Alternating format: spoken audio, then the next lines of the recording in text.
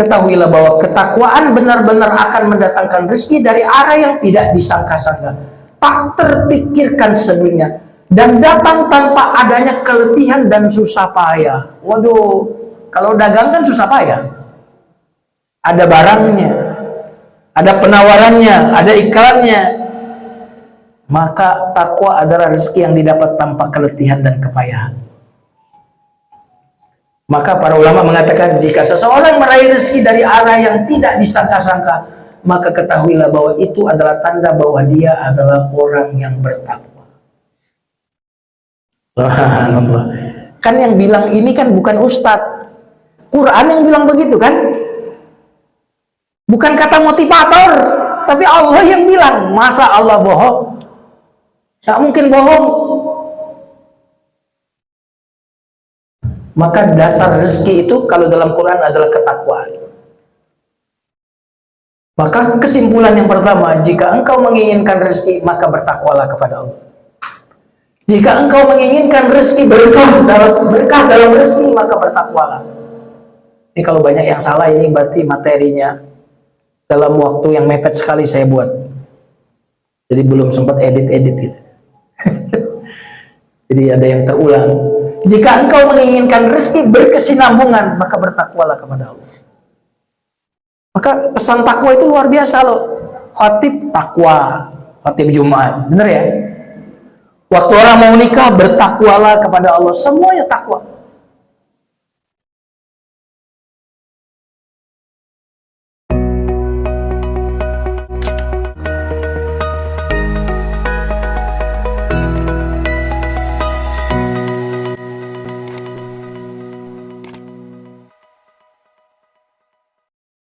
An'ama alaina ni'aman katsira hatta la tuhsa. Allahumma salli ala sayyidina Muhammadin sallallahu alaihi wasallam wa ala alihi wa ashabihi wa man sara ala nahjihi bi ihsanin ila yaumiddin. Amma ba'd. Yang saya hormati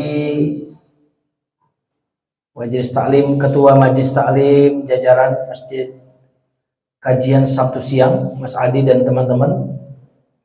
Dulu ada teman kita yang satu lagi meninggal ya. Semoga Allah merahmati beliau. Jamaah kajian Sabtu Siang yang saya tidak sebut satu persatu. Yang mudah-mudahan yang hadir di sini insya Allah diberkahi oleh Allah usianya. Siapa yang memberikan waktunya untuk Allah, Allah berkahi waktu dan usianya. Siapa yang memberikan uangnya untuk Allah, maka Allah berkahi uangnya. Amin ya rabbal alamin. Semoga yang di sini yang punya penyakit sembuh semua penyakitnya. Amin ya rabbal alamin. Nah, jamaah sekalian yang dimuliakan Allah, sebelum masuk ke materi kajian hari ini tentang jalan langit menuju rezeki berkah dan berlimpah, mari kita sekali lagi awali kajian kita ini dengan doa terlebih dahulu. Mari tengahkan tangan semuanya. Astaghfirullahalazim, astaghfirullahalazim. Tabarra'na min hawlina wa quwwatina waltaja'na ila hawlika wa quwwatika. Ya dzal quwwatil matin, Allahumma 'allimna ma yanfa'una wanfa'na bima 'allamtana wa zidna 'ilman. Walhamdulillahi rabbil alamin. Kita baca basmalah. Bismillahirrahmanirrahim. Ini kurang T, ini bukan jalan langit.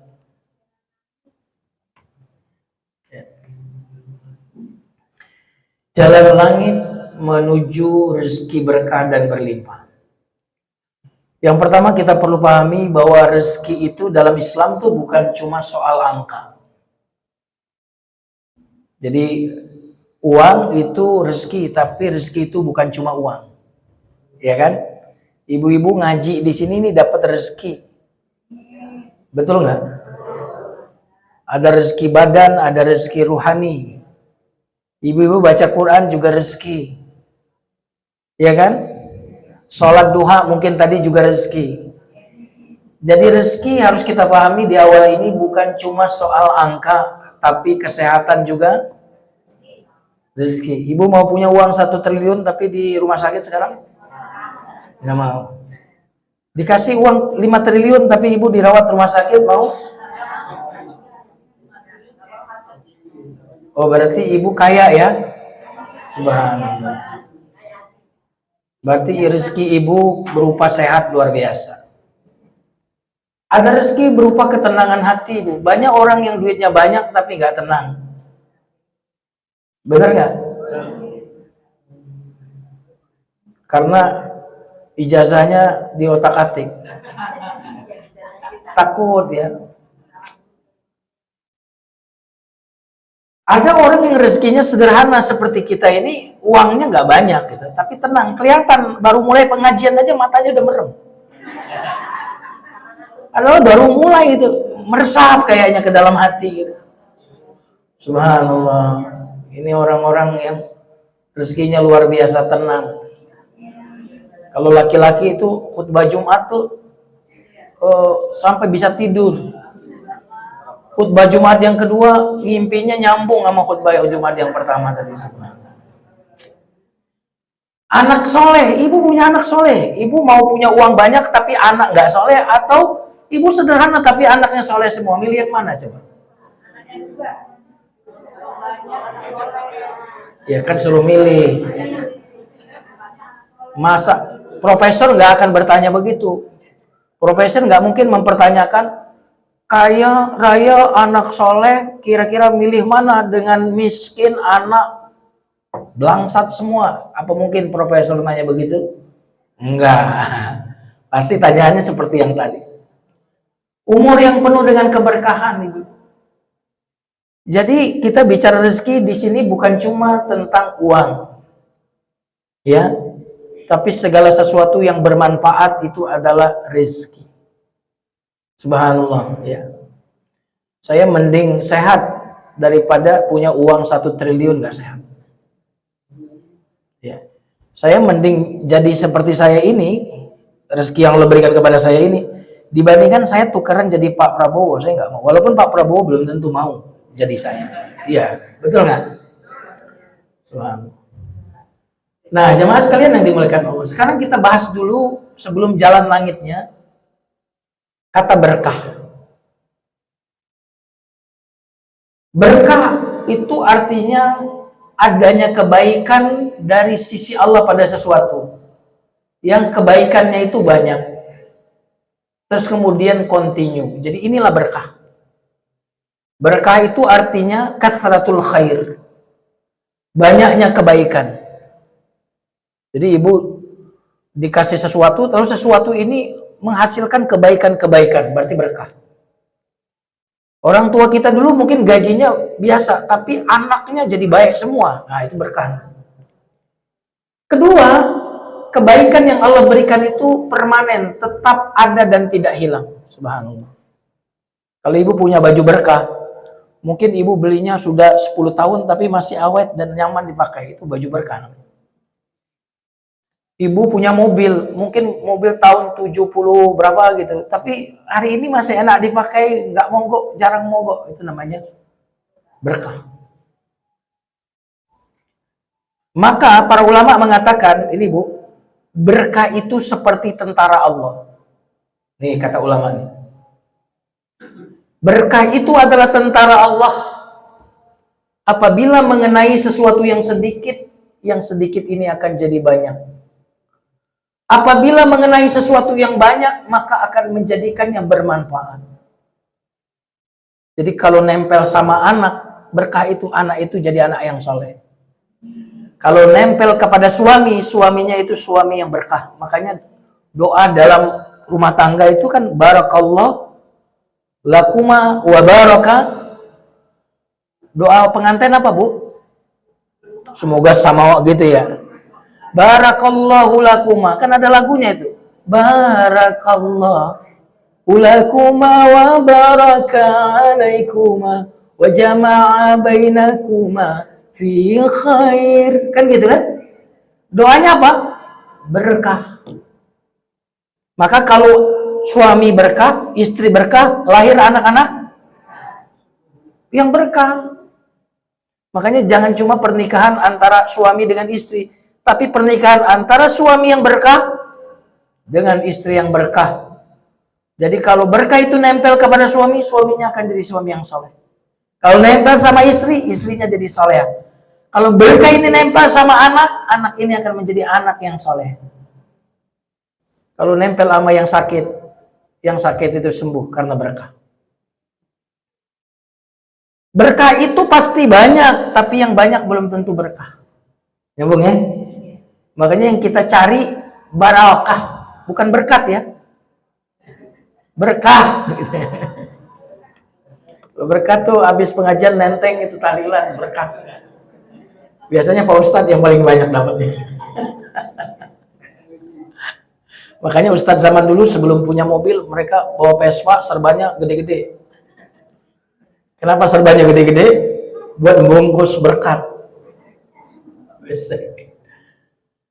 Nah, apa ciri berkah? Kita belum bicara tentang bagaimana jalan langitnya. Belum. Kita tadi apa berkah? Berkah itu tentara Allah, kebaikan yang banyak, kebaikan yang langgeng. Dia tentara Allah. Kalau nempel kepada yang dikit jadi banyak, nempel kepada yang banyak jadi manfaat, kan gitu. Subhanallah. Nah, apa ciri-ciri berkah? Yang pertama, rezeki yang berkah itu dapat diketahui dari cukup. Walaupun jumlahnya sedikit, tapi tidak menjadikan pemiliknya kekurangan. Cukup. Subhanallah. Dan cukup ini nggak ada kaitannya dengan jumlah uang, Bu. Coba, koruptor itu kira-kira duitnya banyak nggak? Kenapa korupsi? Karena merasa kurang. Betul nggak? Kenapa orang itu selingkuh? Merasa kurang. Istri udah cantik, pinter, bener nggak? Punya uang, punya segalanya. Mau sama ani-ani. Kan gak nyebut orang. Kenapa? Ternyata punya semuanya, belum tentu dikasih rasa cukup. Jadi kata cukup ini, Bu, kata yang paling kuat untuk kebahagiaan. Dan sekali lagi, cukup itu nggak ada kaitannya dengan jumlah uang kita. Sudah terbukti yang korupsi, yang nebangi hutan di Aceh, di Sumatera itu perusahaan-perusahaan besar, tapi mereka rakus. Kurang. Betul, Bu? Model kita ini, Bu, yang sekarang aja cukup, apalagi kalau Allah tambah rezeki kita. Ya, betul nggak, Bu? Halo? Saya dikasih mobil sekarang, saya betul-betul mensyukur, ya Allah. Mobil ini anugerah besar, ya Allah. Aku syukur sekali dengan dikasih mobil ini. Apalagi kalau belikan mobil yang lebih bagus lagi, lebih syukur lagi.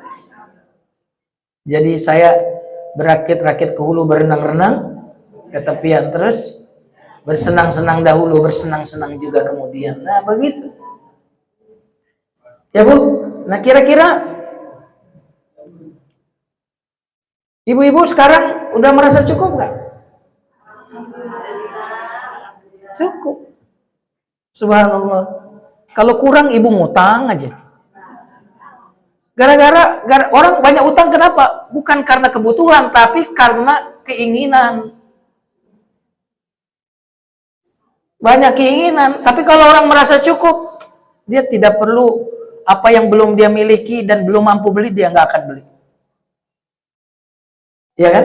Tapi kalau orang merasa kurang, yang belum dia mampu beli, dia paksain beli. Akhirnya banyak utangnya. Yang kedua, harta yang berkah mampu mengantarkan pemiliknya makin bertakwa kepada Allah. Jadi kalau ibu punya rezeki yang berkah, ibu makin dekat sama Allah. Ibu makin taat kepada Allah. Nah, itu berarti hartanya berkah, rezekinya berkah. Anak ibu dikasih harta yang berkah, makanan yang berkah, anak ini disuruh sholat, gampang. Suruh ngaji, gampang. Suruh belajar, gampang. Oh, itu anak berkah. Gara-gara dikasih harta yang berkah. Habis makan siang, ibu dengar pengajian, nggak ngantuk. Itu berarti nasi tadi, nasi berkah. Kalau ngantuk, jangan-jangan ya. Kan bisa jadi ngantuk, capek. Yang ketiga, harta yang berkah itu bisa memberikan rasa nyaman dan tentram kepada pemiliknya. Jadi ibu kalau harta rezekinya halal berkah, itu insya Allah keluarganya sakinah mawaddah warahmah. Nah, boleh jadi orang yang tidak sakinah mawaddah warahmah, hartanya itu nggak berkah. Boleh jadi itu.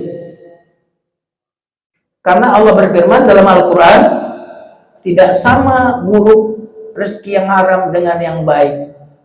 Meskipun banyaknya yang buruk itu menarik hati. Gitu, nggak sama. Jadi rezeki berkah, nggak berkah, nggak sama.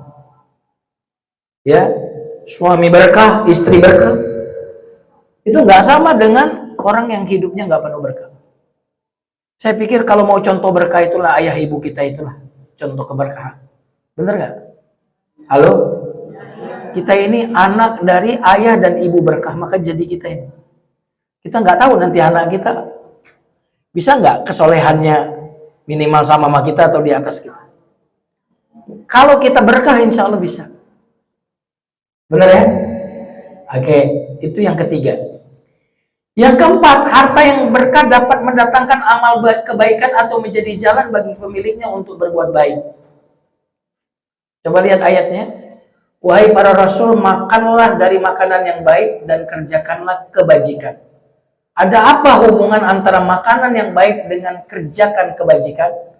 Orang yang makanannya nggak berkah susah berbuat kebajikan.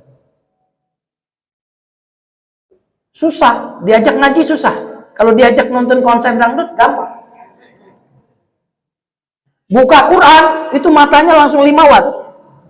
Tapi buka WA, terang beneran. Harta yang berkah dapat menghadirkan keharmonisan dan kebahagiaan rumah tangga. Tadi sudah saya jelaskan.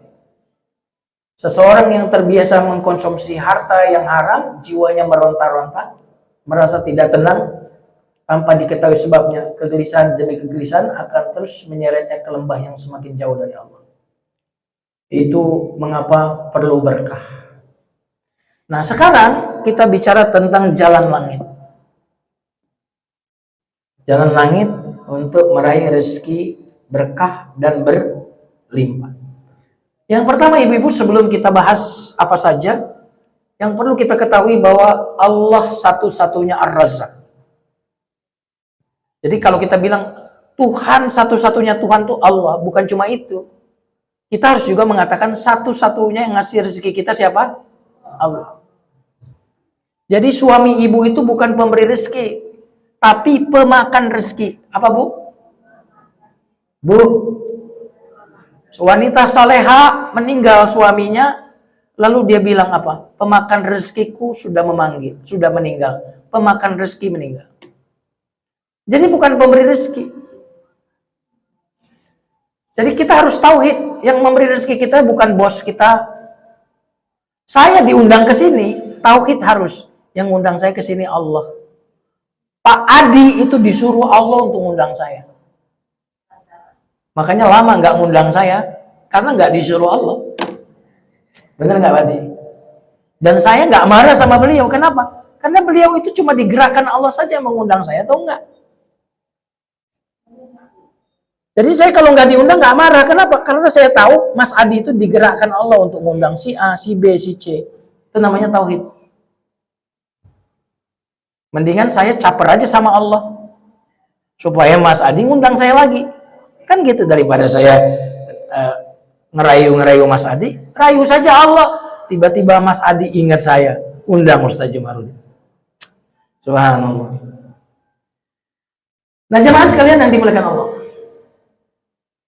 Allah Subhanahu wa taala berfirman dalam surat Az-Zariyat ayat 58. Bismillahirrahmanirrahim.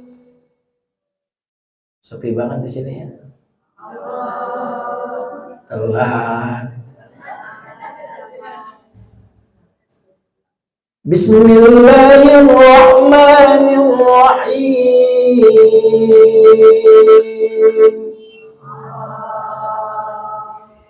Inna Allah huwa ar-razzaqu dzul quwwatil matin.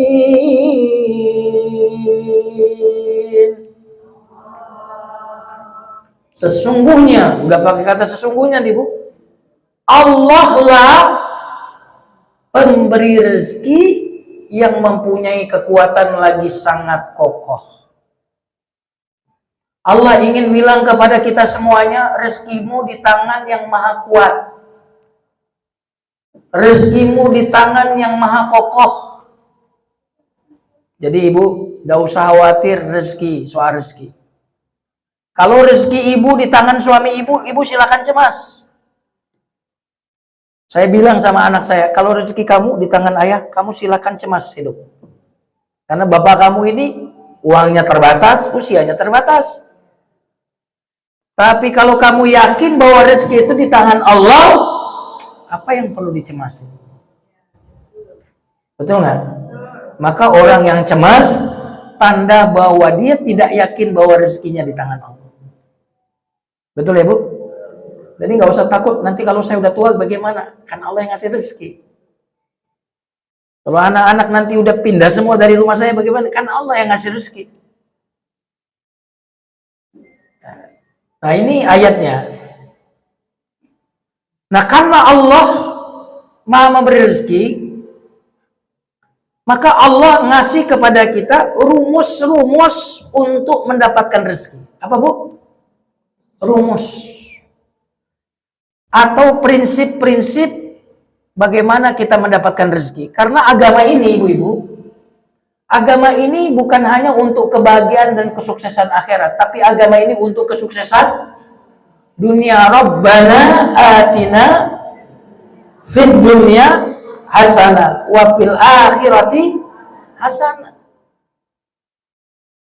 Jadi agama kita ini bukan cuma untuk urusan akhirat, supaya kita semua juga bahagia dunia dan akhirat. Ibu-ibu mau sengsara di dunia dan bahagia di akhirat atau ya kan nggak perlu ditanyakan kalau begitu. Bahagia dunia dan akhirat atau sengsara dunia akhirat nggak perlu dipertanyakan. Nah Allah Ar-Razzaq yang maha memberi rezeki memberikan kepada kita sebab-sebab kita dapat rezeki atau prinsip-prinsip, kaidah-kaidah, rumus-rumus orang bisa dapat rezeki. Ada rumus bumi. Rumus apa Bu? Ini rumus bumi namanya.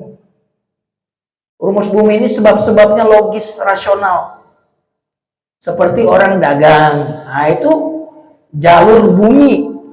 Jalur akal dapat rezeki, dagang. Itu jalur bumi, jalur akal, industri, pertanian.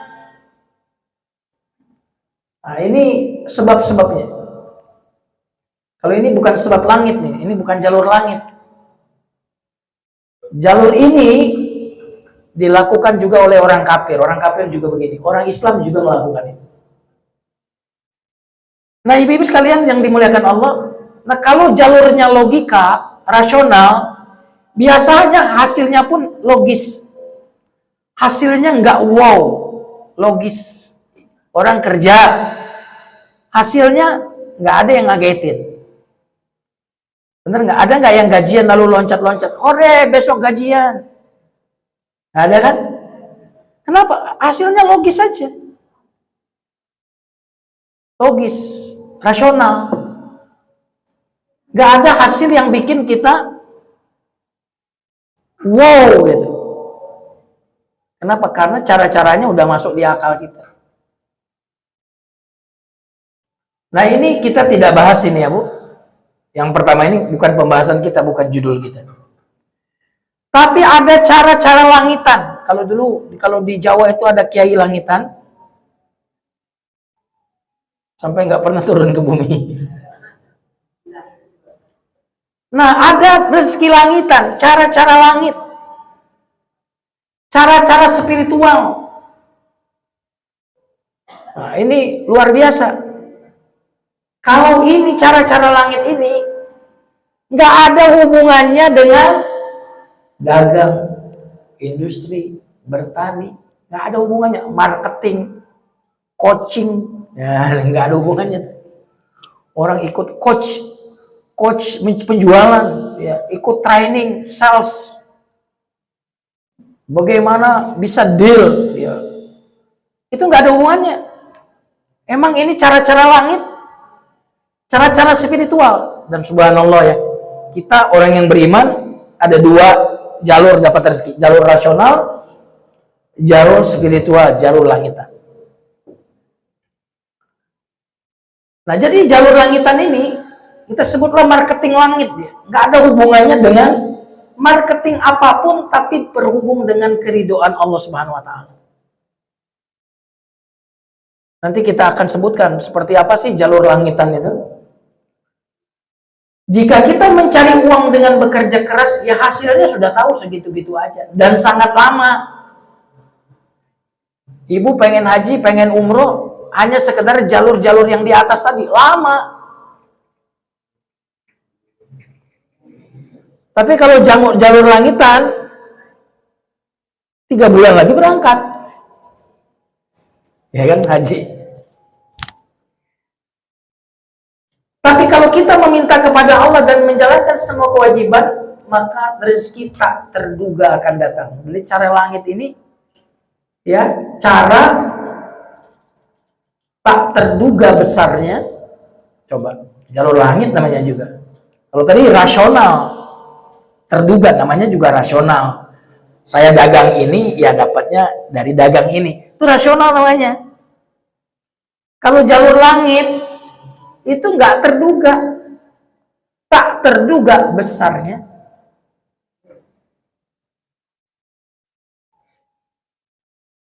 Tak terduga jalurnya.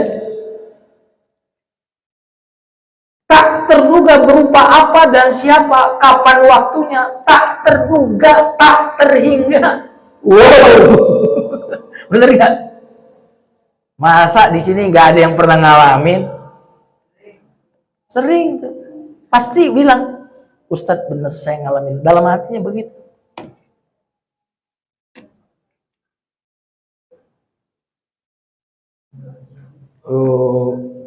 Tadi Mas Adi, Ustadz biasanya laptopnya Surface katanya. Saya bilang Surface saya jatuh walaupun masih dipakai. Itu kisah Surface saya itu, laptop Surface mereknya.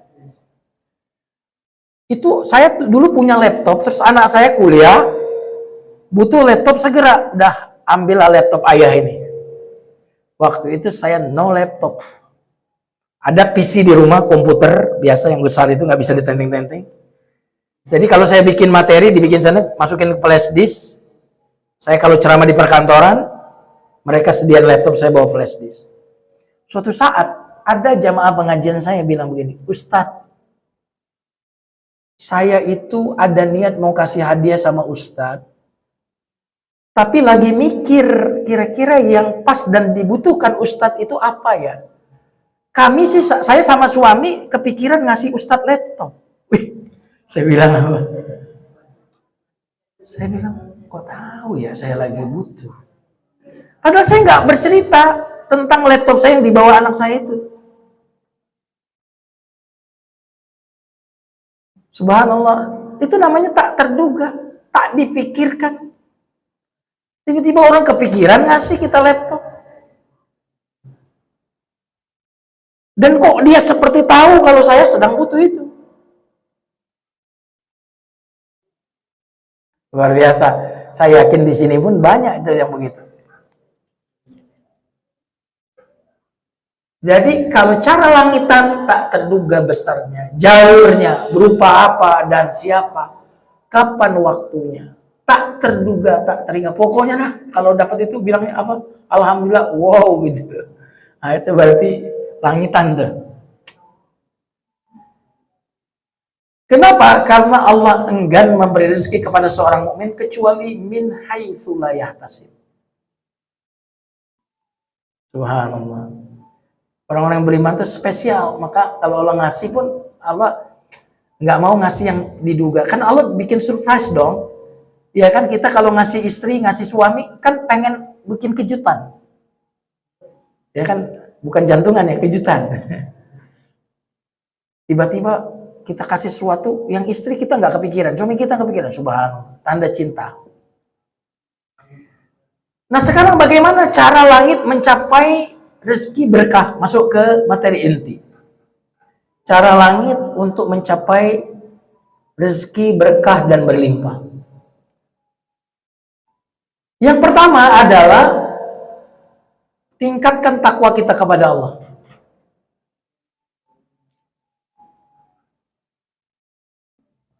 Tingkatkan takwa kita kepada Allah. Perhatikan ayat berikut ini. Surat Al-A'raf ayat 7 ayat 96. Walau anna ahlal qura amanu wattaqaw lafatahna 'alaihim barakatin minas samaa'i bima kanu yaksibun. Ini kok ayatnya kebalik ya? Barakatin minas samaa'i wal ardh. Walakin kadzabu. Ini ayat, oke, ini ayat dikoreksi ya. Seandainya penduduk negeri beriman dan bertakwa, kami buka atas mereka berkah dari langit dan bumi. Mestinya ke sini. Berkah dari langit dan bumi, akan tetapi mereka mendustakan ayat-ayat kami, maka kami siksa mereka disebabkan apa yang mereka lakukan. Nah, yang menarik di sini, berkah dari langit kami buka. Buka. Berarti tadinya apa tuh kalau dibuka? Tutup. Nih, 96. Yang dibuka berkah dari langit. Berkah dari bumi.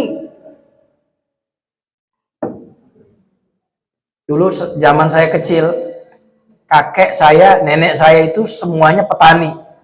Pure petani. Tapi anaknya sarjana semua tuh. Berkah nggak ada. Dan naik haji. Dua-duanya naik haji. Nah sekarang coba perhatikan pertanian di Indonesia ini. Jadi Allah buka, berarti tertutup tadinya berkah dari langit dan berkah dari bumi. Syaratnya apa?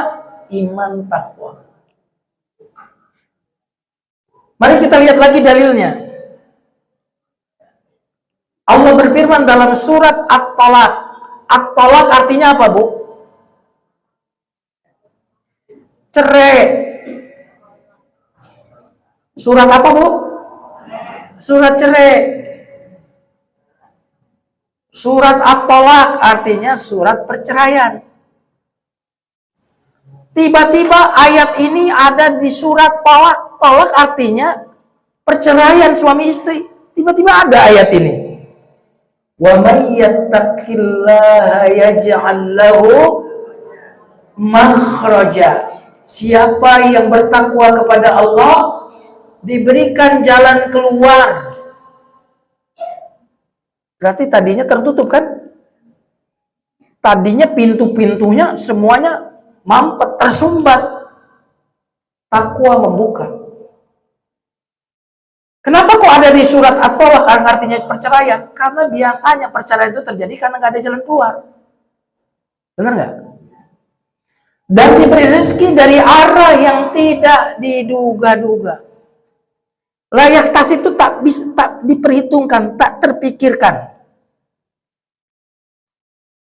Jadi kalau tak terpikirkan nggak usah nanya, Ustadz, bagaimana rezeki bertakwa itu kok bisa datang tanpa terpikirkan? Kok kamu nanya? Kan nggak bisa dipikirkan. Berarti nggak bisa dijelaskan kan? Halo? Kalau dagang tadi bisa dijelaskan nggak? Kalau bertani bisa dijelaskan nggak? Kalau takwa itu nggak bisa dilogikakan, masih pakai nanya.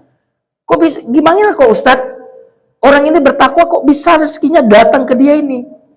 Kok masih bertanya berarti masih dipikirkan, masih terpikirkan, masih logis, masih bisa dipahami secara logis. Rezeki karena ketakwaan itu nggak bisa dilogiskan.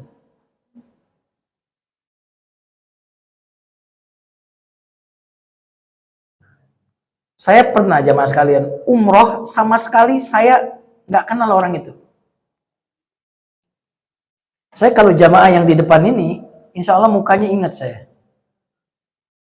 Suatu hari ada yang nelpon saya Ustadz jamaah pengajian Ustadz bla bla bla di satu tempat. Mungkin Ustadz nggak tahu saya. Ustadz boleh nggak nanti setelah pengajian saya ada butuh sebentar aja? Boleh, saya bilang. Di pikiran saya kalau orang mau ketemu Ustadz setelah pengajian pasti biasanya curhat masalah. Termasuk kadang-kadang ada yang pinjam duit sama Ustadz. Mau Ustadz itu tanya persoalan agama. Saya kepikiran yang kayaknya pinjam duit orang. Udah seuzon saya. Setelah bubar semua, dia nunggu bubar semua. Lalu dia bilang gini, Ustadz, maaf ganggu ya. Ustadz, bersedia nggak kalau saya minta bantuan? Ya, saya bilang bersedia kalau saya bisa bantu. Saya punya ponakan Ustadz preman. Wah, makin liar pikiran saya, preman. Saya jebak dia bisa umroh, tapi saya pengen Ustadz yang nemenin. Gitu. Biar dia jinakan dikit. Ustadz bersedia nggak? Subhanallah. Orang yang nggak pernah saya ingat foto dan gambarnya itu. Oh kan Bapak Ustadz, wah sudah terbukti ada orang yang mengumrohkan di kompleks saya itu ada tukang sapu diumrohin sama orang. Tukang sapu. Kok tergerak orang ngumrohin dia? Oh banyak kisah-kisah luar biasa sebenarnya. Nah jamaah sekalian yang dimuliakan Allah, rezeki yang tak diduga. Kalau diduga namanya bukan kejutan. Bener nggak? Kalau tak diduga itu Allah bukan cuma ingin memberi, tapi ingin membahagiakan. Bener nggak? Kalau cuma memberi kita kasih tahu jumlahnya sekian, kasih tahu. Tapi kalau memberi dan ingin membahagiakan, nggak dikasih tahu. Biar surprise gitu. Subhanallah. Ketahuilah bahwa ketakwaan benar-benar akan mendatangkan rezeki dari arah yang tidak disangka-sangka, tak terpikirkan sebelumnya, dan datang tanpa adanya keletihan dan susah payah. Waduh, kalau dagang kan susah payah. Ada barangnya, ada penawarannya, ada iklannya. Maka takwa adalah rezeki yang didapat tanpa keletihan dan kepayahan. Maka para ulama mengatakan jika seseorang meraih rezeki dari arah yang tidak disangka-sangka, maka ketahuilah bahwa itu adalah tanda bahwa dia adalah orang yang bertakwa. Subhanallah. Kan yang bilang ini kan bukan ustadz. Quran yang bilang begitu kan? Bukan kata motivator, tapi Allah yang bilang. Masa Allah bohong? Nggak mungkin bohong. Maka dasar rezeki itu kalau dalam Quran adalah ketakwaan. Maka kesimpulan yang pertama, jika engkau menginginkan rezeki, maka bertakwalah kepada Allah. Jika engkau menginginkan rezeki berkah dalam rezeki, maka bertakwalah. Ini kalau banyak yang salah, ini berarti materinya dalam waktu yang mepet sekali saya buat. Jadi belum sempat edit-edit gitu.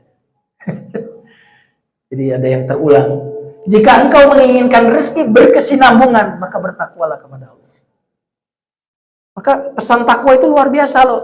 Khatib takwa, khatib Jumat, bener ya? Waktu orang mau nikah bertakwalah kepada Allah, semuanya takwa.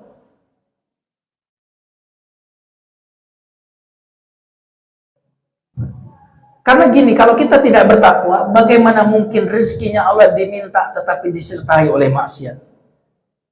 Bagaimana mungkin karunia-Nya dimohon dengan cara menentangnya? Apa yang di sisinya tak mungkin diperoleh dengan membuatnya murka? Gitu logikanya. Pokoknya gampangnya gitu, aduh kayak saya ini masalah melulu, ada masalah dengan takwa, udah begitu periksa aja. Kok sulit melulu ya? Takwanya bermasalah. Mu'adz bin Jabal berkata, aku mendengar Rasulullah bersabda, ya ayuhan nas, kata Rasulullah, wahai manusia, ittakhidhu taqwallaha tijaratan. Jadikanlah takwa itu barang daganganmu. Subhanallah. Jadi kalau kita takwa itu kita sedang bertransaksi dengan Allah. kita jual takwa kepada Allah, Allah membeli takwa kita itu dengan rezeki yang tidak terduga. Kata Rasulullah, wahai manusia, jadikanlah takwa itu barang daganganmu yang akan membuat engkau mendapat rezeki tanpa benda, tanpa usaha. Karena Allah berfirman, wa may yattaqillaha yaj'al lahu makhrajan wa yarzuqhu min haitsu la yahtasib. Ibu tahu kisah Maryam dalam Quran? Berada di mihrabnya, dikunci oleh Zakaria. Ya kan? Tiba-tiba datanglah makanan, padahal yang megang kunci itu cuma Zakaria.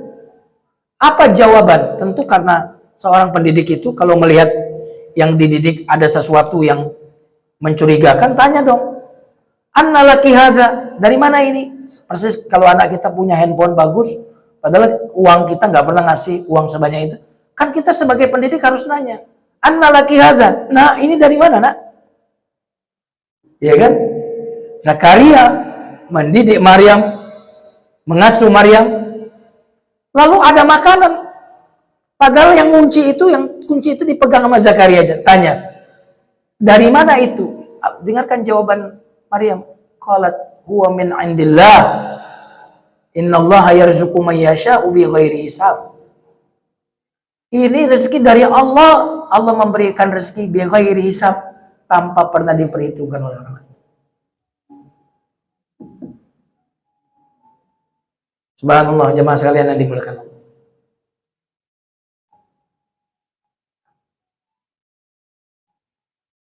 Ibnu Qayyim al-Jauziyah berkata, sebagaimana takwa kepada Allah menjadi sebab datangnya rezeki, maka meninggalkan takwa menjadi sebab datangnya kefakiran. Dan tidak ada sesuatu yang lebih kuat untuk mendatangkan rezeki selain meninggalkan perbuatan maksiat. Jadi ternyata kalau kita ingin banyak rezeki, ingin hidup kita makmur, ternyata hubungan kita sama Allah harus diperbagus. Bahkan ada seseorang yang berkata kepada orang soleh, harga barang semuanya naik. Apa jawaban orang yang soleh ini? Orang soleh menjawab, turunkanlah harga-harga barang itu dengan ketakwaan. Subhanallah. Nggak logis Ustaz? Ya namanya juga cara langit, bukan cara bumi. Bener nggak? Halo?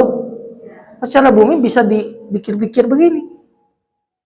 Ini cara langitan, nggak bisa kita. Bagaimana? Kok bisa? Masih tanya lagi. Nah ini yang pertama tadi apa Bu? Takwa.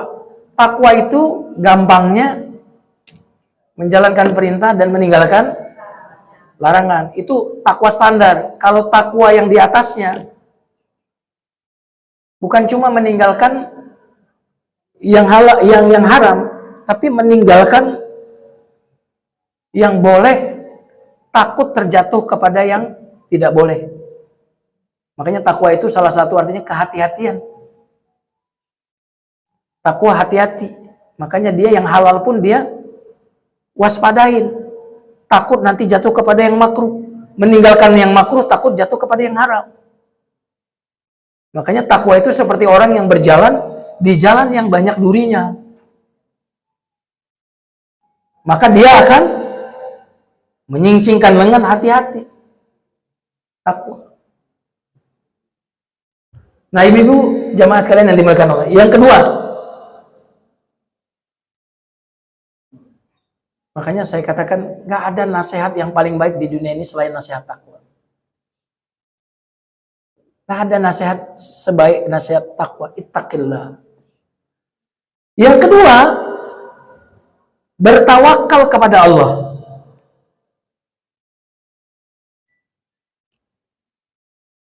Allah berfirman, masih lagi di surat cerai tadi, surat At-Talaq. Wa may yatawakkal 'ala Allah fa huwa hasbuh. Siapa yang bertawakal kepada Allah, niscaya Allah mencukupkan keperluannya. Berarti cukup itu kapan? Kalau tawakal. Karena kecukupan itu Nggak ada yang bisa ngasih kecuali Allah. Dokter bisa ngasih obat, tapi nggak bisa ngasih cukup. Karena cukup bagi orang yang sakit itu bukan obat, tapi kesembuhan. Orang kaya bisa ngasih banyak, tapi nggak bisa ngasih cukup. Bener nggak? Dan syarat kita mendapatkan cukup itu adalah tawakal. Tawakal itu bisa membelah lautan. Nabi Musa dikejar oleh Firaun. Tawakal, lautan terbelah.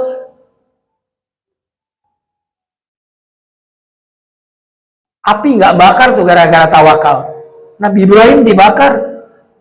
Apa doanya? Zikirnya. Tawakal, hasbiyallah wa ni'mal wakil. Wakil itu dari kata tawakal. Ni'mal wakil, sebaik-baik tempat bertawakal artinya. Nabi Muhammad di Gua Thur. Bersamaku Tuhanku akan memberikan, jangan sedih Abu Bakar, Allah bersama kita. Cobaan Allah. Nah, tawakal itu, perhatikan contoh tawakal. Dalam hadis riwayat Ibnu Majah dan At-Tirmidzi, Rasulullah bersabda, jika kalian bertawakal kepada Allah dengan sebenar-benarnya tawakal, niscaya Dia akan memberikan rezeki kepada kalian sebagaimana telah memberikan rezeki kepada burung. Berarti contoh tawakal itu contohnya apa, Bu? Burung. Kalau mau tawakal, lihat burung. Jadi Allah ngasih contoh konkret. Kamu mau lihat tawakal itu kayak apa? Lihat burung. Burung itu tawakalnya luar biasa. Nggak ada burung yang bunuh diri, stres. Bener nggak? Tapi burung itu tawakal gimana? Berangkat pagi, lapar. Tawakal tuh harus berangkat dong. Tawakal kok diem aja? Iya kan? Kadang-kadang tawakal seperti burung. Iya, kamu belum sempurna hadisnya. Burung itu bertawakal dengan berangkat tanpa kecemasan. Berangkat penuh keyakinan bahwa Allah akan ngasih rezeki. Coba aja ibu lihat tuh kalau ibu pernah ke Mekah. Burung-burung itu rezekinya banyak, bener kan? Halo? Itu di Mekah, di Masjidil Haram, di luar itu lihat. Burung, subhanallah. Itu burung, kata cerita-ceritanya, burung yang ada di Gua Thur itu yang bikin sarang. Itu keturunannya gitu. Itu canda kalau gitu. Pergi lapar, pulang sore kenyang. Nggak ada yang pulang malam kayak kita. Lihatlah tawakalnya gitu loh. Tawakalnya, ya udah yang penting ikhtiar, nanti Allah yang ngasih. Yang ngasih itu urusan Allah. Urusan saya itu adalah berikhtiar. Ngapain saya ngurusin yang bukan urusan saya? Urusan saya dapat berapa? Urusan kapan dapatnya itu kan bukan urusan saya. Saya bergantung kepada Allah. Urusan saya ikhtiar. Jangan suka ngurusin yang bukan urusan kita. Apa yang sudah diurus oleh Allah, jangan kita ngurusin. Benar nggak? Tawakal kepada Allah dalam mendidik anak supaya soleh dan soleha. Gimana? Saya serahkan bergantung kepada Engkau ya Allah untuk menjadikan anak saya soleh soleha. Tugas saya berikhtiar mendidik. Kapan soleh dan solehanya kan kapannya Allah yang pilih waktunya. Oh, sekarang dia belum soleh dan soleh, ya sekarang. Tapi saya kan sudah bertawakal kepada Allah. Suatu saat Allah pilih waktu yang tepat, dia menjadi soleh dan soleh. Bisa saja membalap kakaknya yang lebih soleh suatu saat nanti. Bisa saja membalap adiknya yang sudah soleha sekarang. Kita nggak tahu. Who knows? Siapa yang tahu? Di sini emang udah soleh-soleha dari kecil? Atau mantan-mantan gak soleha dulu? Kita juga gak sesoleh ini dulunya. Masa anak kita mau bim salah bim gitu. Jadi yang kesel sama anak itu gara-gara pengen jadi Tuhan. Tawakal aja kepada Allah. Nggak mungkin kalau kita bertawakal kepada Allah dikecewakan. Nggak mungkin. Nah, tawakal itu kenapa tawakal kepada Allah? Tadi, karena satu-satunya yang ngasih rezeki siapa? Allah. Berarti kalau kita tawakalnya kepada bos, kepada manusia, syirik namanya. Nggak tauhid. Jadi ketika kita, saya kadang-kadang mikir gini, kenapa sih tawakal kepada Allah? Gini loh, kita ini makhluk, Allah Khalik. Kita ini lemah, Allah kuat. Kita ini miskin, Allah kaya. Kita ini butuh perlindungan, Allah Maha. Semakin kenal Allah dan semakin mengenal diri, tahu diri, betapa kita ini sangat membutuhkan tawakal kepada Allah. Benar ya? Benar apa benar nih? Waduh, saya mau bisa ngomong begini nih karena Allah nih. Kalau enggak Allah, tiba-tiba lidahnya gak bisa ngomong apa-apa. Jadi kita lemah. Kesadaran akan keterbatasan dan kelemahan ini membuat kita akhirnya tawakal. Nah, jamaah sekalian yang dimulakan. Kadang-kadang saya pikir begini, jangankan memperbaiki anak, memperbaiki diri sendiri aja susah. Benar nggak? Seandainya perbaikan anak itu gara-gara kita ngerti ilmu parenting, mestinya Nabi Nuh anaknya paling soleh dong. Benar nggak? Kalau istri kita soleha karena suaminya ustadz, mestinya Nabi Lut istrinya soleha.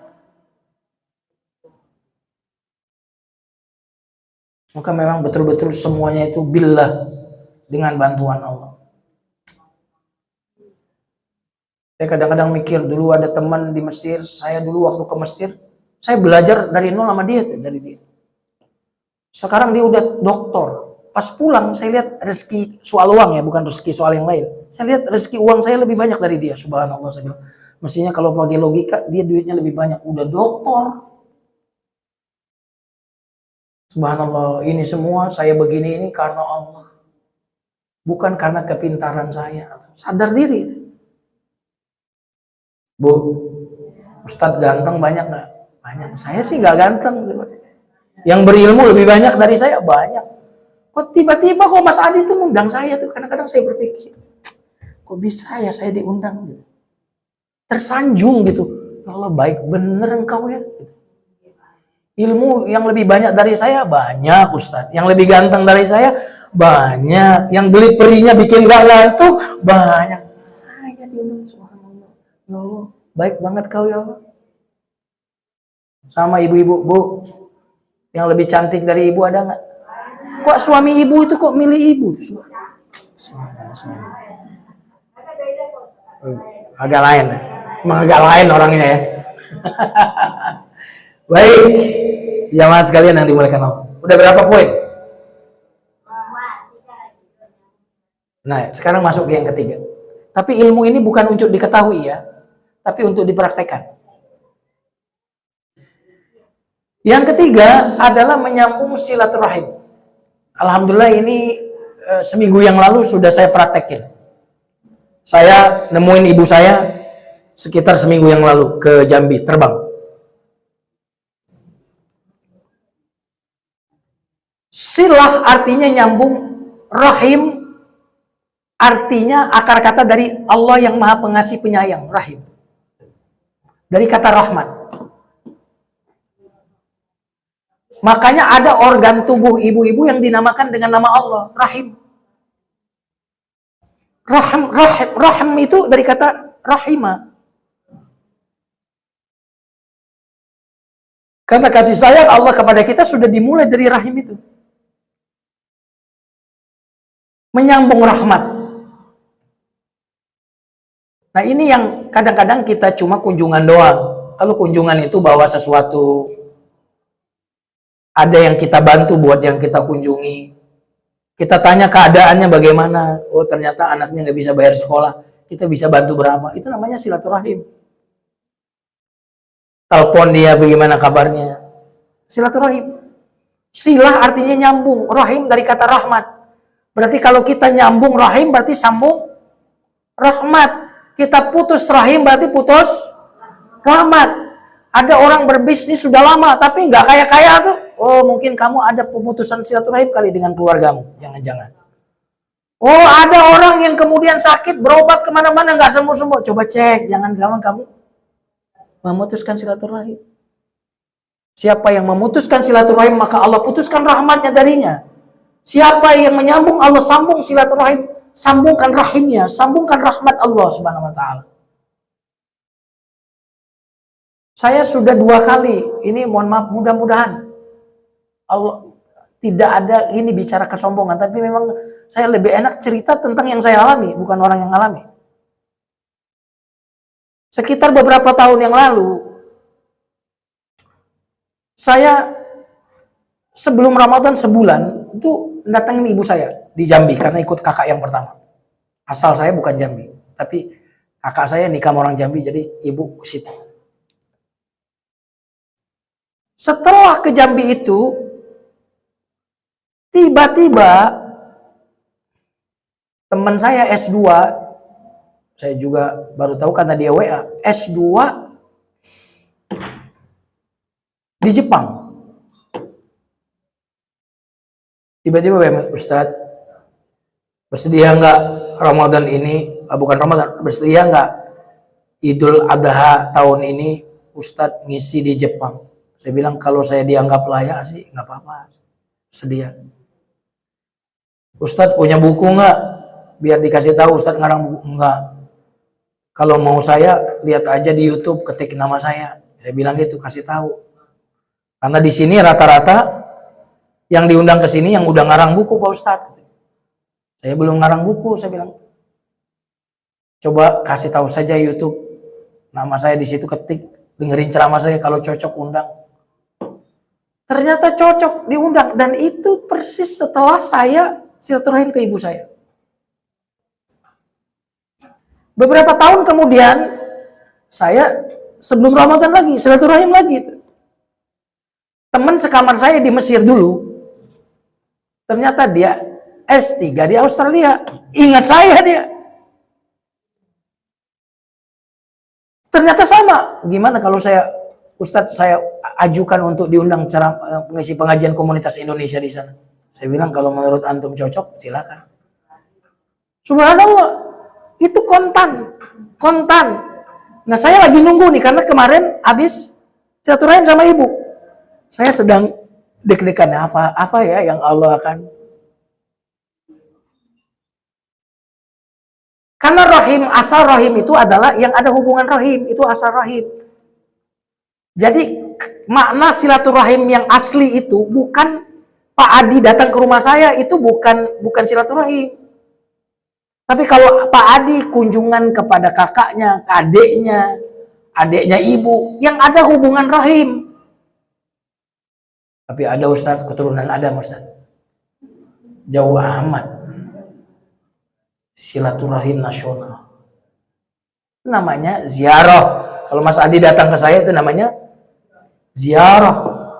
Bukan silaturahim. Nyambung ya? Karena gini, gampang baik sama orang, tapi baik sama keluarga itu susah loh. Bener nggak? Itu kalau hubungan sama orang baiknya luar biasa, ngeraktirin apa. Kalau keluarga datang, meditnya luar biasa. Servis. Saya kemarin datang ke kakak saya di Jambi itu pas musim durian. Ayo makan durian yuk. Biar aku yang bayar. Setelah makan durian puas. Besok durianan lagi yuk. Makan durian terus udah habis. Masing-masing 3. Saya candain. Masih mau nggak? Boleh. Padahal saya basa-basi doang. Ya udah saya beli. Artinya apa? Itu namanya menyambung silaturahim. Bukan cuma kedatang ke keluarga pamer mobil baru, gadget baru, motor baru, belum lunas lagi. Kan itu silaturahim. Bawa hadiah. Dia ada masalah apa yang bisa kita bantu, itu namanya silaturahim. Bahkan silaturahim itu puncaknya apa? Kalau dia laki-laki dia udah kenal sholat ke masjid belum? Kalau belum dakwain dia.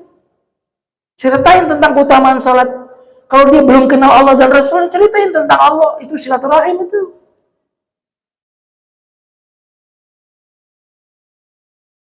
Itu mereka lah yang paling pantas mendapatkan kebaikan kita, bukan orang lain. Namun ya? Dan itu dahsyat. Silaturahim itu karena tadi saya cerita, saya udah ngalamin itu the power of silaturahim itu. Ngalamin. Makanya saya bilang sama istri, pengen ketemu ibu. Saya bilang, mau apa bawa mobil? Naik pesawat aja. Itu Allah ganti nanti. Yakin betul saya itu. Nah jemaah sekalian nanti mereka. Nih Nabi bersabda, barang siapa yang ingin lapang pintu rezeki untuknya dan dipanjangkan umurnya, hendaknya ia menyambung tali silaturahim. Ini bukan kata saya, kata Nabi. Dalam hadis riwayat Bukhari, barang siapa yang senang untuk dipanjangkan umurnya, diluaskan rezekinya, serta dihindarkan dari kematian yang buruk. Kematian buruk itu bukan berarti selalu su'ul khotimah. Kematian yang buruk itu misalkan ketabrak. Ketabrak itu bukan su'ul khotimah, tapi kematian buruk maksudnya. Nyambung ya? Halo? Ketiban truk sampah misalkan. Bisa jadi husnul khotimah itu, tapi mati dalam keadaan buruk, maksudnya buruk itu ya tadi kejadian ngenes gitu, mengenaskan. Nah kalau mau dihindarkan dari kematian yang buruk, silaturahim. Sambung silaturahim. Rahim, rahmat. Sila nyambung rahmat. Nyambung rahmat kamu sama keluargamu, aku sambungkan rahmatku. Kalau kita ibadah kita, hati kita keras, coba sambung silaturahim. Tiba-tiba hati menjadi lembut. Bahkan menarik di sini, hadis riwayat Ibnu Hibban ini menarik sekali. Sesungguhnya ketaatan yang paling disegerakan pahalanya. Disegerakan berarti di akhirat apa di dunia? Di dunia. Ketaatan inna ajalat ta'ah sawaban. Sesungguhnya ketaatan yang paling disegerakan pahalanya adalah silaturahim. Bayangkan, bahkan hingga satu keluarga yang ahli maksiat, satu keluarga ahli maksiat, harta mereka bisa berkembang dan jumlah mereka bertambah banyak jika mereka saling bersilaturahim. Dan tidak ada satu keluarga yang saling bersilaturahim kemudian mereka menjadi orang yang kekurangan. Nah itu, ini bukan kata motivator. Tapi kata siapa? Rasulullah ini. Subhanallah. Kurang yakin apa? Tinggal praktek doang. Lalu lihat apa yang terjadi. Ya kan? Praktekin, lihat apa yang terjadi. Oke, udah berapa tadi? 3. Asar jam berapa? Hah? 5. Iya. Gak apa-apa, lebih cepat selesai, saya kan bisa cepat pulang. Termalam mengisi Serawir soalnya. Yang berikut adalah bersyukur. Coba kalimat ini perhatiin deh. Sengaja saya ambil gambar-gambar yang bagus supaya ibu melek. Nikmat itu tersambung dengan syukur. Syukur itu selalu tersambung dengan tambahan. Maka tidak akan pernah terputus tambahan dari Allah sampai terputus rasa syukur dari seorang hamba. Kalau ada nikmat, nikmat itu mestinya tersambung ke syukur. Ada nikmat, syukurin kamu. Nah syukur itu nyambungnya sama tambahan. Nah tambahan itu nggak akan berhenti kecuali kamu berhenti bersyukur. Saya mau tanya, kalau orang bersyukur bahagia nggak? Bahagia nggak? Nah kalau kita bahagia, segala sesuatu yang menyenangkan kita itu sedang kita tarik. Hati kita kalau lagi bagus tuh, yang bagus-bagus tuh datang. Kalau orang bilang sekarang law of attraction, ya kan? Tapi kalau hati kita lagi kesel, itu tiba-tiba semua yang bikin kita kesel tuh kita undang. Coba, ibu mau nangkap kupu-kupu gak usah dikejar, Bu. Caranya gimana? Buat taman yang indah. Datang, Burung juga nggak usah ditangkap-tangkepin. Bikin aja pohon yang disukai burung. Maka hati yang bersyukur adalah hati yang penuh kebahagiaan, penuh ketenangan. Maka saat itu dia sedang mengundang sesuatu yang menenangkan, sesuatu yang membahagiakan, itu diundang. Seperti kita bikin taman tadi, kupu-kupu datang. Setuju? Makanya orang yang suka ngeluh, ya, suka membanding-bandingkan, hidupnya nggak akan lebih baik. Rezekinya nggak akan berlimpah. Makanya kalau ngelihat orang lain dapat nikmat, subhanallah, alhamdulillah, masya Allah, la quwata illa billah. Begitu mestinya. Dalam surah Al-Kahfi, ya, ketika pemilik kebun itu menyombongkan, kata temannya, laula idz dzaqalta jannataka qulta masya Allah, la quwata illa billah. Mestinya kamu kalau ngelihat kebun kamu bagus itu, kamu bilang, masya Allah. Baca surah Al-Kahfi itu keterangan. Allah berfirman dalam surat 14 ayat 7, la in syakartum la azidannakum. Kamu bersyukur, aku tambah. Berarti kalau ibu sekarang dapat nikmat, ibu bersyukur, tambah nggak? Dapat nikmat, ibu bersyukur lagi, ditambah nggak? Kapan tambahan itu berhenti? Ibu berhenti bersyukur.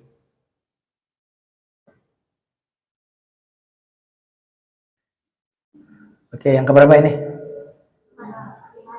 Terjadi perbedaan pendapat antar jamaah. Ada yang bilang 4, ada yang bilang 5. Yang kelima, subhanallah. Senantiasa istiqomah beristighfar. Di antara zikir yang menjadi andalan saya, artinya kalau andalan prioritas saya adalah istighfar.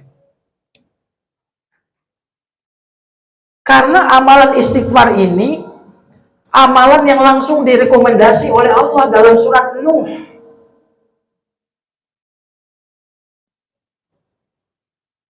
Dalam surat Nuh Allah merekomendasikan istighfar.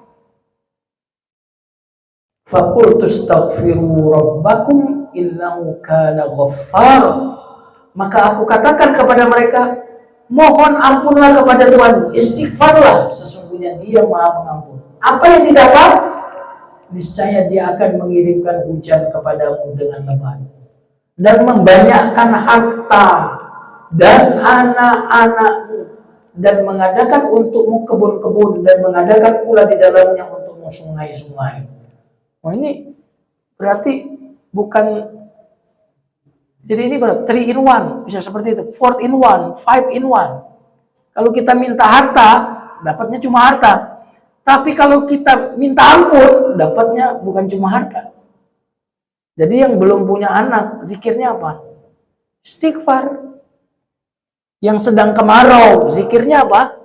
Istighfar. Yang uangnya senantiasa sempit, apa zikirnya? Istighfar.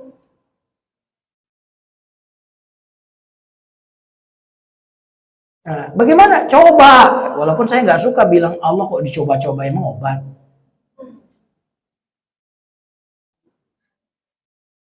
Kan enak kalau ngomong sama orang yang sudah ngalamin. Ustaz, saya udah ngalamin itu, benar.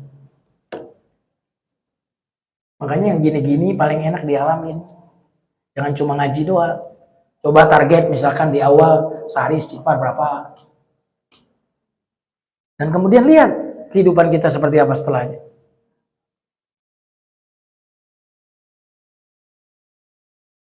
Maka istighfar itu seperti membersihkan pipa yang mampet. Ya, mampet gara-gara dosa tuh. Biar nggak mampet lancar gimana? Bersihin dong. Istighfar. Membuka keran langit. Makanya waktu istisqa minta hujan. Umar itu doanya enggak, ya Allah berikan hujan. Enggak. Umar itu cuma astagfirullah, astagfirullah. Umar, kau minta hujan kok nggak ada doanya. Oh, aku sedang membuka pintu langit dengan kunci langit, yaitu istighfar. Maka kadang bukan kurang usaha rezekinya mampet, tapi dosa yang belum dibersihkan. Jadi Jadi kita itu kalau dosa keran 1 tutup, dosa lagi keran 2 tutup, keran 3 tutup. Sebenarnya banyak yang ketutup, cuma karena pemberian Allah itu banyak kerannya, maka kita nggak berasa kadang-kadang. Tapi kalau keran yang ketutup ini dibuka, bagaimana bukanya? Istighfar. Kata siapa? Ya kata Allah tadi, bukan kata saya. Karena kalau nggak ada di Quran berarti kata dukun. Kamu kalau rezekinya begini ya, tolong baju dalam kamu dimasukin. Nah, gitu-gitu ya, dukun itu. Nah, yang saya bilang langitan ini bukan cara dukun. Man aktsara al-istighfar ja'alallahu lahu min kulli hammin faraja wa min kulli dhaikin makhraja wa razaqahu min haitsu la yahtasib. Hadis riwayat Ahmad dan Hakim. Siapa yang banyak beristighfar, maka Allah akan menjadikan bagi setiap kesulitannya menjadi kelapangan. Setiap kesempitannya jalan keluar, diberi rezeki dari arah yang tidak diduga-duga. Kan yang ngasih rezeki Allah, yang bikin jalan-jalannya kan Allah. Kata Allah, jalan rezeki itu ini, coba lakukan. Kan kalau cara rasional tadi kan udah kita praktikkan, nyatanya kita begini-gini aja. Benar ya? Coba dong. Nggak suka saya dengan kata coba kepada Allah. Amalkan, gitu, bukan coba. Kemudian meluangkan waktu untuk beribadah.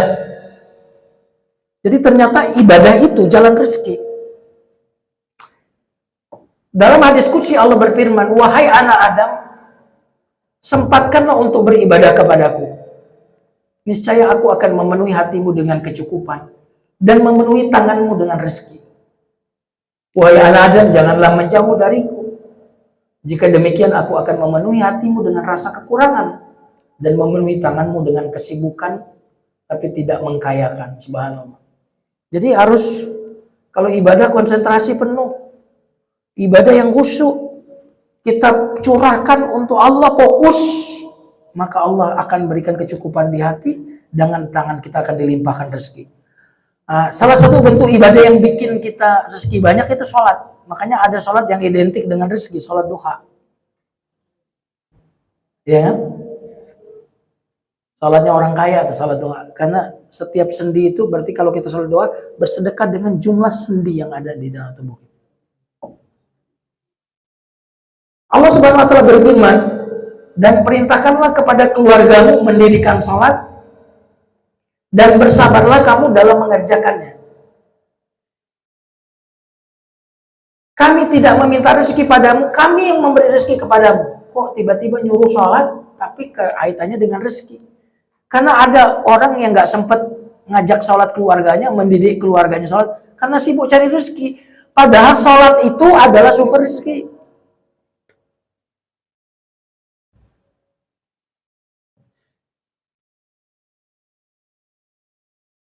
Jangan tinggalkan sholat demi mengejar rezeki, karena sholat itu magnet rezeki. Gitu. Lucu ya, kita kejar rezeki sampai lupa sholat, padahal yang pegang rezeki itu yang kita tinggal. Nggak ngerti? Iya, makanya kalau di sini sudah ngerti semua ya. Kalau gitu kita tutup aja pengajiannya. Rahimallahu rajulan qama minal lail. Allah merahmati seorang laki-laki bangun malam hari, lalu ia salat dan membangunkan istrinya. Jika istrinya menolak, ia memercikkan air pada wajahnya. Memercikkan ya, jangan satu. Itu pun harus ngomong dulu sebelumnya. Abi, gimana kita janjian bangun malam ya? Kalau aku nggak bisa bangun atau kau yang nggak bisa, kita nggak apa-apa ya dipercikin. Oh, ngomong dulu. Kalau belum ngomong tiba-tiba ibu percikin, bisa ribut. Sebelum tidur maksudnya ngomongnya.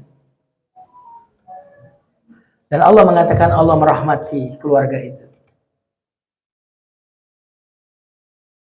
Yang berikutnya adalah sedekah. Ayatnya banyak. Apa saja yang kamu infakkan Allah akan menggantinya. Ayatnya, sabar. Siapa yang meminjami Allah dengan pinjaman yang baik, Allah akan melipatkan gantinya kepadanya dengan banyak. Makanya orang yang senang memberi, walaupun dia nggak beriman, itu rezekinya tambah banyak. Makanya orang-orang non-muslim itu sering kali dia donasi untuk anak yatim. Kalau dia buka toko, diundang anak-anak yatim, dia sedekah tuh. Kenapa? Ini konsep universal ini. Universal, tanpa melihat iman nggak iman. Pokoknya rajin memberi, maka akan rajin juga diberi. Ibarat agen yang lancar. Agen lancar nih, wah dikasih lagi sama yang pusat. Kamu mau butuh berapa banyak? Tapi kalau agen ini mangkal terus di situ nggak berkurang, ditarik malah. Jadi orang bersedekah itu orang kepercayaan Allah, dia percaya Allah, ngasih banyak juga percaya. Subhanallah. Siapa yang menghilangkan kesusahan muslim, maka saya akan menghilangkan kesusahannya. Siapa yang memudahkan orang muslim, maka dia Allah akan memudahkan atasnya kesusahan di dunia dan akhirat. Jadi balasan sesuai dengan perbuatan. Kita memberi akan diberi. Beri kecil, dapatnya kecil. Kalau kita mau dapat ikan yang besar, berarti apa? Peletnya besar dong. Makanya ada istilah sedekah ekstrim katanya. Biar dapat balasan ekstrim. Apa nggak ikhlas Ustaz? Ya kalau berharapnya sama Allah, ikhlas. Kalau saya sedekah sama seseorang, berharap sama dia, itu yang nggak ikhlas. Kalau saya sedekah, tapi saya pamrih, ya Allah, aku sedekah nih, ya Allah.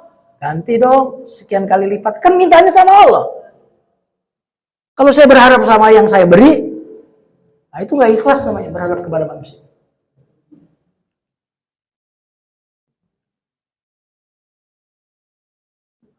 Sedekah itu bangkir pribadi kita. Dokter pribadi kita, bodyguard pribadi kita, asisten pribadi kita. Tuh. Sedekah. Sedekah adalah transaksi dengan Allah dan Allah tidak pernah bangkrut. Jangan pernah meratap-ratap, wahai Tuhanku masalahku besar. Tapi katakanlah, wahai masalah sedekahku sangat besar. Dan pertolongan Tuhanku itu juga sangat besar. Gitu. Menabung itu baik, investasi itu lebih baik, sedekah adalah yang terbaik. Life is beautiful, love is wonderful, giving is powerful. Anjing menggonggong badai pasti berlalu. Siapa suka menolong bahagia pasti selalu. Nah berarti orang yang bersedekah kepada orang miskin, sesungguhnya kebutuhannya terhadap si miskin itu lebih besar daripada kebutuhan si miskin terhadap dirinya. Jadi kebutuhan kita bersedekah kepada orang miskin itu lebih besar. Karena orang miskin kan mendapatkan pemberian dari kita. Tapi kalau kira kita memberikan orang miskin, Allah, kita mendapatkan pemberian dari Allah. Yang lebih untung siapa? Ini yang gini-gini harus dipraktekin. Baru benar-benar jadi keyakinan. Subhanallah. Wallahu a'lam bishawab. Ini yang bisa disampaikan. Mudah-mudahan ada manfaatnya. Kayaknya sih karena ini ilmu yang perlu dipraktekkan aja. Nggak ada pertanyaan sih kayaknya. Ini bukan ilmu untuk diteoriin. Untuk dialamin. Ada berapa berarti tadi? 6. Cuma 6 kok, gampang merhatikinnya. Nah, nanti kalau misalkan ada waktu, langsung silaturahim kepada keluarganya yang mungkin ada. Bawa sesuatu, buah apa. Itu didoain kita, ya Allah, berkahin. Kakak saya ini, wah luar biasa. Adik saya ini, subhanallah. Ada yang mau bertanya? Itu ibu yang sebelah saya. Ya.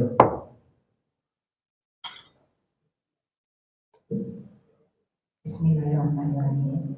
Assalamualaikum warahmatullahi wabarakatuh. Waalaikumsalam. Saya tanyakan Ustaz mengenai rezeki. Para koruptor itu dia kan berusaha berikhtiar. Jadi apakah itu memang rezeki dia? Ya. Tapi dengan jalan yang salah. Ya, Saya selalu mampu itu sudah ditentukan rezekinya. Tapi caranya apakah yang salah? Subhanallah, bagus pertanyaan. Assalamualaikum warahmatullahi wabarakatuh. Waalaikumsalam. Jadi sebenarnya uang yang dikorupsi sebutlah misalkan 1 triliun. Itu sebenarnya sudah ada catatan Allah bahwa dia akan dapat 1 triliun. Ya, jumlah itu dengan cara yang halal, tapi dia memilih yang haram, jadi dosa. Nyambung nggak? Jadi sebenarnya udah catatannya si fulan ini akan dapat 1 triliun dengan cara yang halal, tapi ternyata dia memilih yang haram. Padahal seandainya dia tidak dengan cara yang haram, akan dapat juga dengan 1 triliun dengan cara halal. Nyambung nggak? Maka dia akan mendapatkan dosa dari memakan harta haram itu. Dan harta haram itu akan menjadi darah dagingnya. Dan harta haram itu tidak akan pernah membuat dia merasa cukup. Kurang. Harta haram itu yang kemudian menggerakkan dia untuk bermaksiat, untuk selingkuh, untuk zalim. Itu akibat dari harta haram itu.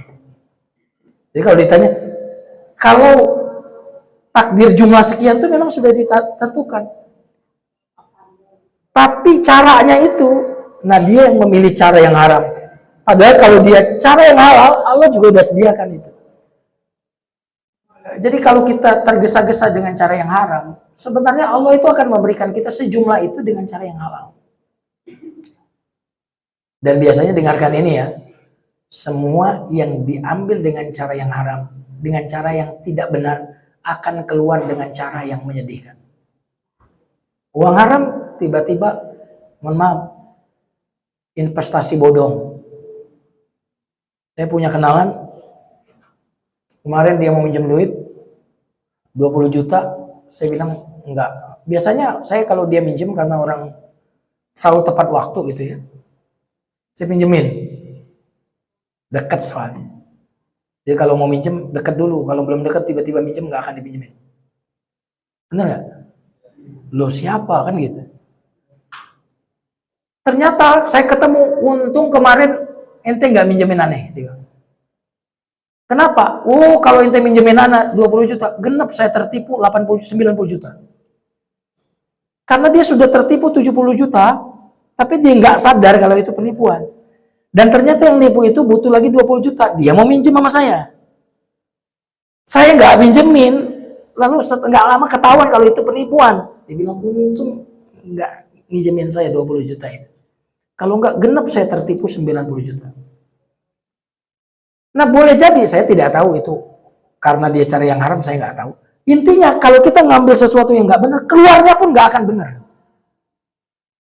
Ada aja pengeluarannya sia-sia tuh.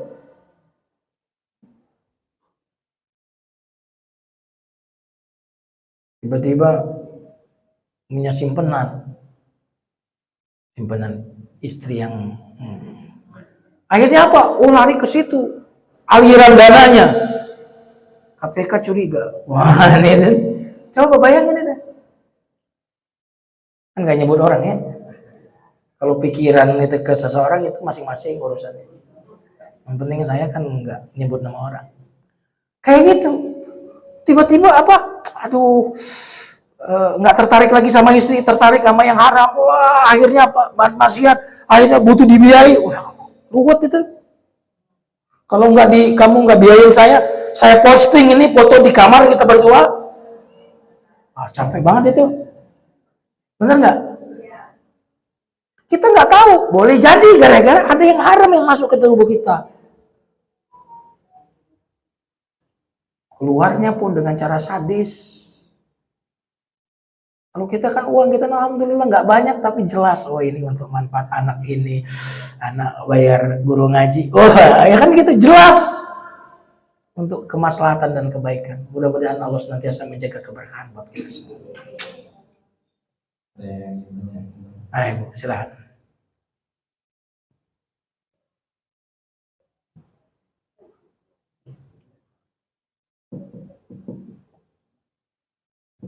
Bismillahirrahmanirrahim. Waalaikumsalam. Ustaz saya mau tanya,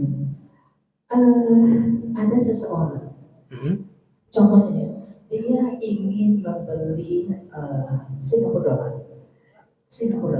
dan pecahan $1.000 ya. Pecahan satunya itu $1.000 atau $5.000. Nah, kita tahu biasanya uang seperti ini diperuntukkan untuk, maaf, bisa juga dia untuk menyimpan uang-uang yang yang notabene mungkin bukan uang halal, ya, money laundering, atau uang tersebut untuk diberikan kepada seseorang, ya. Jadi nominasinya itu $1.000 satunya, 1.000 Singapura. Tadi yang ada cuma Singapura dengan nominasi 5.000 atau $1.000. Nah, katakanlah kita punya stok itu $1.000. Kita nggak tahu, ya, tapi kita paling tidak sudah bisa meraba-raba ini untuk uang apa ya disebutnya. Kamu dong, kamu punya stok nggak $1.000? Saya beli, ya. Nah, apakah kita berdosa menjual uang yang kita punya $1.000 kepada bersangkutan? Atau karena kita sudah bisa meraba, ini pasti uang ini untuk siapa, kita nggak tahu lah, karena kan pecahan $1.000 itu paling nggak sangat berapa kali 16, sekarang tuh Singapura itu 13.000. Nah, ini berdosa nggak bosan? Kita punya stok, bisa dibeli, saya beli dong. Ya. Kita nggak bertanya untuk apa, Ya. Ini bagaimana Pak Ustaz? Ya, luar biasa. Waalaikumsalam warahmatullahi wabarakatuh. Ya, karena transaksinya jual beli itu kan ridho sama ridho, ya, maka itu nggak dosa jual belinya. Iya, enggak, itu tidak seperti itu. Kan kita bicara akad bahwa kita punya barang, dia beli. Ya, contohnya, dia beli rumah kita jual. Terus rumah itu dijadikan tempat maksiat. Ya, akad kita tetap halal. Karena akad kita jual beli. Ya. Jadi nggak ada kaitannya itu dengan akad. Akadnya karena sesuai syariat akadnya. Syarat akad itu apa? Barangnya ada, ya kan gitu. Ridho sama ridho, tidak ada pelanggaran syariat dalam jual beli itu, maka dia sah. Adapun motif dia membeli kita itu tidak pernah halal haram itu dikaitkan dengan niat, karena niat itu nggak bisa dijadikan patokan hukum. Apalagi kita baru nebak. Andaikan itu bukan cuma tebakan, kita tahu transaksinya halal karena itu menjual barang dan dibeli. Bahkan contohnya begini, saya kasih contoh. Orang mencuri uang, jelas ini mencuri dia. Tiba-tiba dia beli, si tukang gorengan ini tahu kalau dia ini pencuri. Ini pencuri tadi beli gorengan ke tukang gorengan. Halal nggak? Halal. Nyambung ya?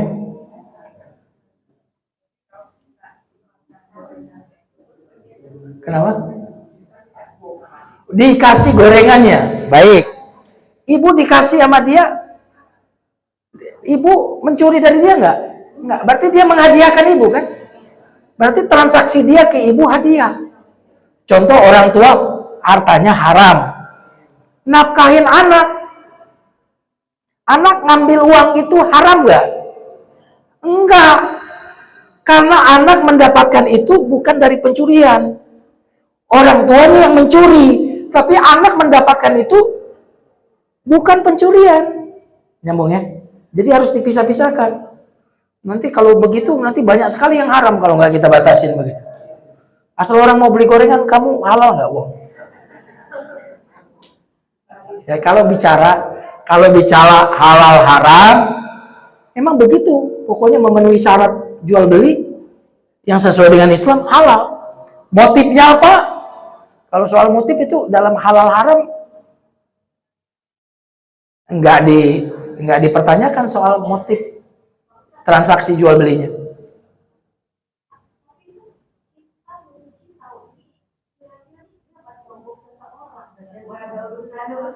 Kenapa? Iya. Untuk nyogok, untuk money laundry. Urusan dia itu. Mohon maaf nih, ada orang, saya jual handphone nih, jual handphone, terus ada penjual yang akan menggunakan handphonenya itu untuk maling, menipu. Nggak ada urusan saya. Yang penting dia beli saya, barang saya jual, seharganya saya terima. Nggak ada pemaksaan. Yang saya jual barang yang halal. Penggunaan dia untuk yang buruk itu tanggung jawab pribadi dia. Wah, kalau transaksi semua diuntit-untit begitu, nggak ada transaksi nanti. Kelamaan ceramah kita sama dia. Buat apa ya? Jangan-jangan kamu money laundry. Qala Allah Ta'ala. Kapan jual belinya?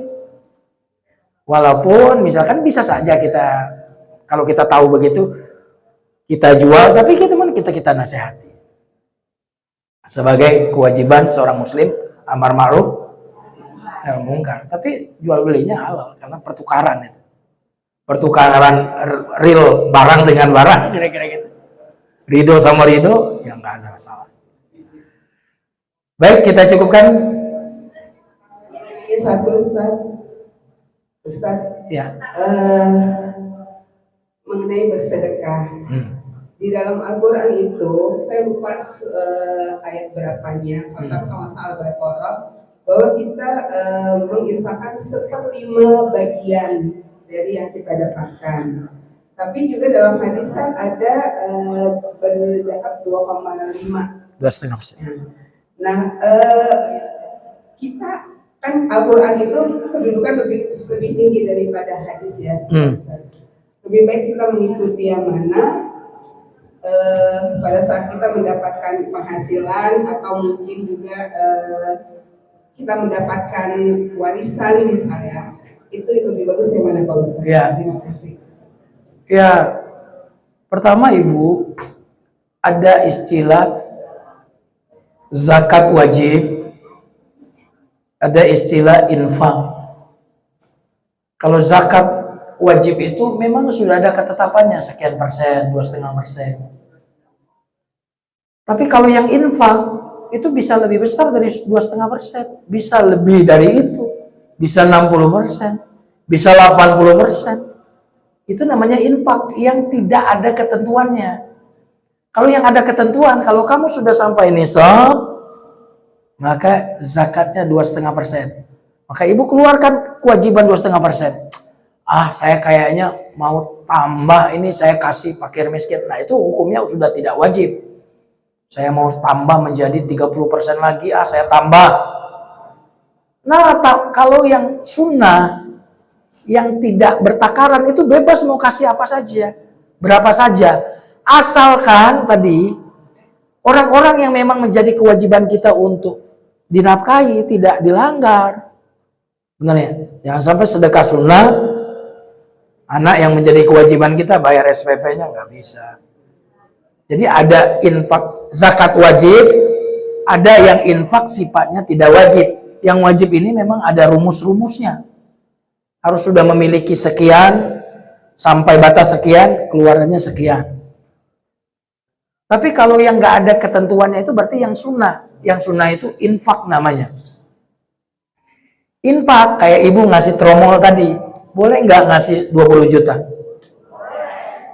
50 juta?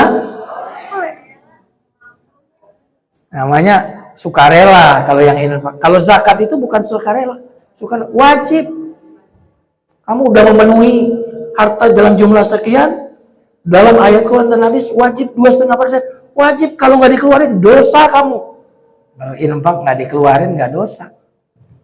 Nyambung ya? Nah makanya tadi kalau yang 2,5, kalau ibu bilang tadi berapa persen? Mana ayatnya?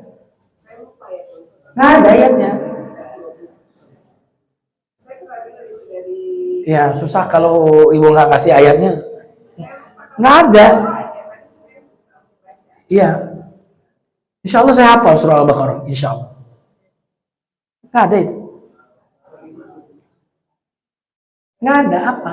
Zakat apa yang 1/5 itu?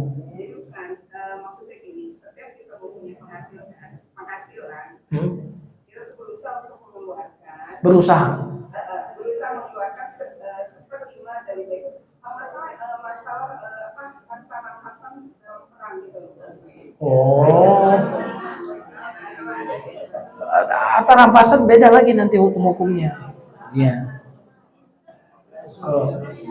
Wa'lamu annama ghanimtum min syai'in wa'lamu annama ghanimtum fa anna lillahi khumsahu wa lirrasul wa lidzil qurba wal yatama. Nah, jadi harta rampasan itu di surah itu juz 10. Juz 10 itu kalau nggak salah surat Al-Anfal. Iya, surah Al-Anfal. Juz 10 itu. Bukan Al-Baqarah. Wa'lamu annama ghanimtum min syai'in fa anna lillahi khumsahu wa lirrasul. Ketahuilah bahwa harta rampasan itu seperlimanya untuk Allah dan Rasul. Artinya jatah. Dari harta rampasan itu artinya apa, Bu? Harta pertempuran, medan tempur, perang. Kemudian musuh kita, hartanya kita ambil.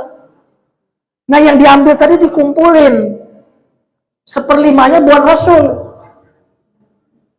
Itu maksudnya, bukan konteks. Kan ibu kalau ibu dapat penghasilan bukan harta rampasan namanya, Bu.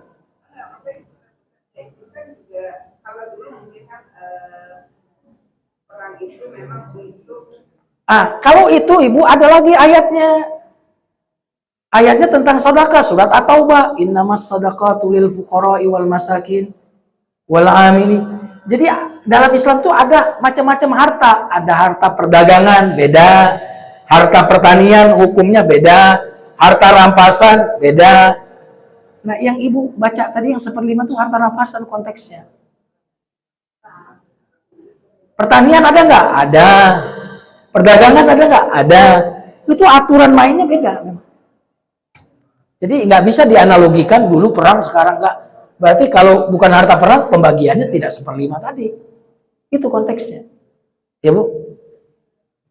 Nah, ibu kalau mau tahu nanti saya anjurkan baca buku Fikih Zakat karangan Dr. Yusuf Qaradawi. Sudah terjemahkan. Jadi ibu tinggal beli aja. Itu tentang harta-harta. Wallahu a'lam bishawab. Kita cukupkan ya persiapan sholat. Mudah-mudahan semuanya berkah. Sehat-sehat semua. Amin. Kita cukupkan dengan doa kafaratul majlis. Subhanakallahumma bihamdika asyhadu an la ilaha illa anta astaghfiruka wa atubu ilaik. Wassalamualaikum warahmatullahi wabarakatuh.